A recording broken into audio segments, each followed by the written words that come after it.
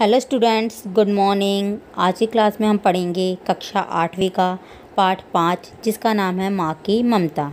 ये जो कहानी है ये पौराणिक भाव प्रधान कहानी है, जिसमें माँ की महानता को दर्शाया गया है कि माँ सदैव अपने बच्चों की भलाई की ही कामना करती है। उसके मन में बच्चे की बड़ी से बड़ी गलती को भी क्षमा करने का स्थान रहता है। तो चलो स्टार्ट करते हैं इस पाठ को, माँ की ममता को। यज्ञ शर्मा संतोषी ब्राह्मण थे। उनकी पत्नी थी जिसका नाम रोहिणी था। उनका एक पुत्र हुआ। पिता ने उसका नाम देव शर्मा रखा और उपनयन संस्कार के लिए उसे भेज दिया। उपनयन संस्कार वह संस्कार होता है जब पिता अपने बालक को गुरु के पास शिक्षा के लिए भेजता है। जब उसका बालक उपनयन संस्कार के बाद आया तब पिता ने उसे केवल एक ही वेद पढ़ाया था कि उनकी मृत्यु हो गई। माँ बेटे पर दुखों का पहाड़ टूट पड़ा। दोनों गरीब तो थे ही, अब अनाथ भी हो गए। पिता का संस्कार करने के बाद किसी की बातों में आकर देव शर्मा घर से भाग गया। भागते समय उसने अपनी माँ के बारे में जरा भी नहीं सोचा कि उसकी बूढ़ी माँ अकेली कैसे रहेगी, कैसे गुजारा करेगी। रोहिणी के दुख का ठिकाना न रहा। पहली विपत्ति से दूसरी विपत्ति उसे अधिक भयानक लगी। पहली मुसीबत उसकी ये थी कि उसका पति उसे छोड़ के चले गए थे, उनकी मृत्यु हो गई थी। दूसरी विपत्ति उनकी ये थी कि उनका जो बेटा था वो भी उन्हें छोड़कर चला गया। समय के साथ वह पति का दुख तो भूल गई, पर पुत्र के घर लौट आने की आशा ने उसे दुखी बनाए रखा। वह हर रोज़ उसका इंतज़ार करती। जब रात हो जाती तो कहती, आज नहीं आया, कल तो ज़रूर ही आएगा। बाद में कहने लगी, जहाँ है वहीं सुखी रहे, भगवान उसकी रक्षा करे। पर उसके मन से इंतज़ार करने की भावना ना गई। वह पुत्र की प्रतीक्षा में ही अपना जीवन बिताने लगी। घर से निकला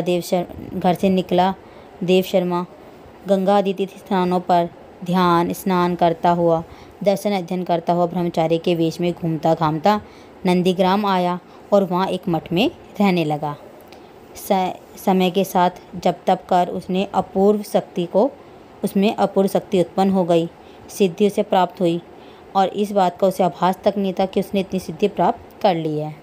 जब एक दिन उसने नदी स्नान करके अपने वस्त्रों को धोकर सूखा डाला, तब उसे एक ओर से कौवा और एक तरफ से बगुला उठाकर उड़ने लगे।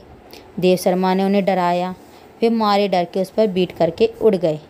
वह देख देव शर्मा ने गुस्से भरी नज़र से उनकी ओर देखा कि उसकी गुस्से भरी नज़र से ही वो दोनों भस्म हो गए और वहीं गिर पड़े। उन्हें गिरते देख देव शर्मा को हैरानी हुई, साथ ही घमंड भी हुई था कि मेरे जैसा संसार में और कोई शक्तिशाली तपस्वी नहीं है। अपने को महान सिद्ध मानकर वह पहले की तरह नंदीग्राम में भिक्षा करने गया। भिक्षा मांगते मांगते वह कश्यप नाम के ब्राह्मण के द्वार पर पहुंचा। उसने आवाज़ लगाई, माँ भिक्षा दो। कश्यप की पतिव्रता पत्नी सावित्री उस समय पति सेवा में तत्पर थी। वह अपने पति सेवा करके उसे भिक्षा देने के लिए आई। उसे भिक्षा देने में देर हो गई थी, परंतु ब्रह्मचारी को तो अपनी सिद्धि पर घमंड था। वह कब का चला जाता, किंतु अपने अपमान का बदला लेने के लिए ही वह वहाँ खड़ा रहा। उसने उस पवित्र सावित्री को जलाने की इच्छा से उसे घूर कर देखा। उसे वैसे घूरते देखकर सावित्री ने हंसकर बोला, ना तो मैं काक हूँ ना ही बलाका। काक यानी कि कौवा, बलाका यानी कि बगुला हूँ।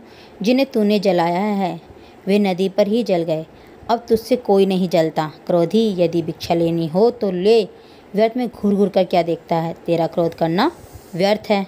सावित्री की ये बात सुनकर देव शर्मा हक्का बक्का रह गया, हैरान रहना यानी कि, और चुपचाप भिक्षा लेकर चला गया। रास्ते भर वो सोचता रहा कि इस स्त्री में इतनी दूर घटी हुई घटना को जान लेने का सामर्थ्य कैसे आया। यही सोचता वह मठ में पहुंच गया।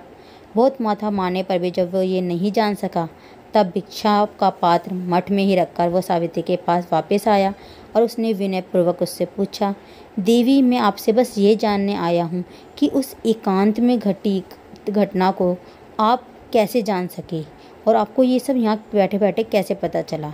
सावित्री बोली, ब्राह्मण देवता स्त्रियों के लिए पति सेवा सबसे बड़ा धर्म है, वही मैं नित्य करती हूँ।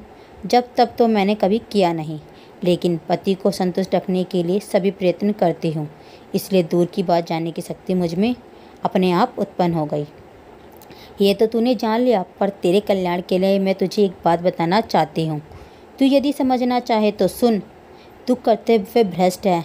पिता के मरते ही तू श्राद्ध करके अपनी बूढ़ी असहाय विधवा माँ को छोड़कर अपना पेट भरने के लिए इधर भाग आया। धिक्कार है।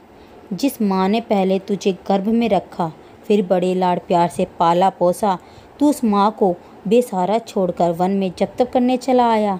तूने ये ना सोचा कि जिस माँ ने तेरे बचपन में तेरा मल तक साफ किया है, तेरे बीमार होने पर रात दिन तेरी सेवा की है, उस दुखिनी माँ को तू असहाय छोड़कर तीर्थाटन करने निकल पड़ा। तीर्थ और व्रत को ही अपने जीवन का परम ध्येय मान बैठा। पर याद रख, जिस सिद्धि को पाकर तू घमंडी बन गया था, उसमें तेरी कोई बहादुरी नहीं। तेरे धर्मात्मा पिता ने जो विधिवत संस्कार किए थे, उनके कारण ही तुझे ये सिद्धि प्राप्त हो गई थी। परंतु माता को दुखी रखने के कारण से वह सब अब नष्ट हो चुका है।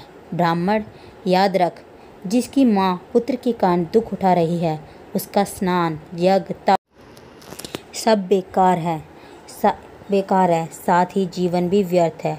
जो माता की सेवा नहीं करता, उसके लिए स्नान, तीर्थ, जप, तप इस लोक और परलोक में उसे कुछ नहीं देते, बल्कि जो व्यक्ति माँ की सेवा करता है, उसे इन सभी का फल मिलता है। जो व्यक्ति माता की सेवा तन मन से करता है, वह धन्य है, उसी का जीवन सार्थक और सफल है। इसलिए यदि तू अपना भला चाहता है, तो आज ही माँ के पास चला जा और जब तक वह जीवित रहे तब तक उसकी सेवा मन लगाकर कर। अब मैंने तुझे जो बात कहनी थी मैंने कह दी। यदि तू अपना भला चाहता है तो इसे स्वीकार कर। भूल जा कि अब तुझ में कोई देव शक्ति है। वह तो बगुला तथा कोई के जलने के साथ ही जल गई। बगुले के रूप में तेरी माँ की सात्विक कल्याण कामना थी और कोई के रूप में तेरी काले करतूते। कोई ने बीट कर तुझसे वो तेरा तप बाहर निकाला जिससे तू स्वयं ही अपनी क्रोधाग्नि से भस्म हो जाता। पर मूर्ख, भला का बन तेरी माँ ने तुझे बचाया है। तेरी माँ की सदैव ये भावना रहती है, मेरा बेटा जहाँ भी रहे सुखी रहे, उस पर कोई विपत्ति ना आए। ईश्वर वह नासमझ है, उसने नहीं, उसकी नासमझी ने मुझे दुखी किया है। मेरा बेटा अकेला विदेश में है, नाथ उसका बाल भी बाका ना हो, यही मेरी विनय है। आप सदा उसकी रक्षा करते रहें। ये ठीक है, उसने मुझे दुख देकर पाप किया है, पर हे प्रभु, उसके इस पाप के बदले में उसे दुख ना दे, क्योंकि उसके दुख से मेरा दुख और भी बढ़ जाएगा। यही तेरी माता की प्रार्थना तेरा कवच बनकर आज तक तुझे बचाती आई है। यह सुन देव शर्मा का हृदय दुख से, पश्चाताप से भर गया। वह सोचने लगा, कहाँ माता के लिए मेरे मन में इतनी कठोरता थी और मैं उसे असहाय भूखा मरने के लिए छोड़कर भाग आया। कहाँ वह ममतामयी माँ है जो सदैव ही मेरे सुख की कामना करती रहती है। ये सोचकर उसने सावित्री से कहा, बहन, आपकी आज्ञा से मैं अभी सीधा माँ के पास घर जा रहा हूँ। उनसे अपने किए का अपराध की क्षमा मांगूंगा। वो मेरी माँ है, वह मुझे अवश्य क्षमा करेगी। सावित्री को श्रद्धा से वह नमस्कार करके वह वहाँ से चला गया। उसे देख माँ ने गले लगाकर पूछा, बेटा, मैं तुझे रोज़ याद करती थी, तू क्या माँ को बिल्कुल भूल ही गया था। इस तरीके से जो ये हमारी पूरी कहानी है वो यहीं ख़त्म होती है।